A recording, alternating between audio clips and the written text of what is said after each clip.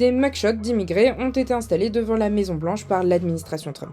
Apparu le 28 avril, les affiches montrent des photos d'arrestation de dizaines d'immigrés avec la mention illegal alien, autrement dit étrangers en situation irrégulière. En dessous des visages, des accusations à lettres capitales, contact sexuel avec un enfant, meurtre ou encore attouchement sur mineur. Si les noms des accusés ne figurent pas sur les affiches, la Maison-Blanche a malgré tout communiqué une liste de 100 criminels violents arrêtés récemment par les services de l'immigration. Dans l'administration Trump, c'est devenu une habitude d'occuper le terrain médiatique avec ce genre d'événements, et cette nouvelle mise en scène vise à mettre en avant la politique de répression de l'immigration alors que Trump célèbre ses 100 jours à la présidence. Une période pendant laquelle il a mis à exécution ses promesses de campagne, expulsion massive de migrants, augmentation des droits de douane, retrait de l'accord de Paris sur le climat ou encore coupe budgétaire sur la recherche scientifique. Des mesures controversées qui ont fait chuter sa cote de popularité dans les sondages. Selon le Washington Post, seuls 39% des Américains soutiennent encore sa politique. Mais pour Trump, ces sondages défavorables sont l'œuvre de médias malades. Sur son média Trust, il affirme « Ils n'écrivent presque que des articles négatifs à mon sujet, peu importe à quel point je me débrouille bien, ce sont les ennemis du peuple. »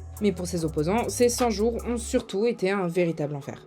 It's been 100 days of hell for American families, for our economy, and for our democracy.